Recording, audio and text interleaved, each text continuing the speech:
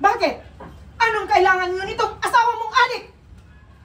Hindi kami pumunta dito para makipag-away sa inyo, Aling Divina. Ayaw nyo pala ng away eh. Hindi sana nagsipaglayo-layo na kayo nitong asawa mo. Masama kayong impluensya sa apo ko.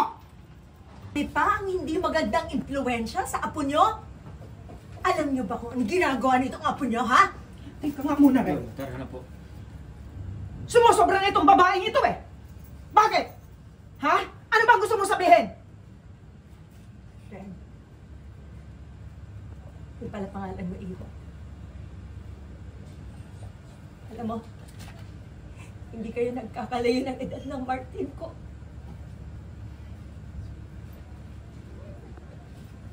Akin na yan! Akin na po yan! Akin na yan! Ibigay niyo yan!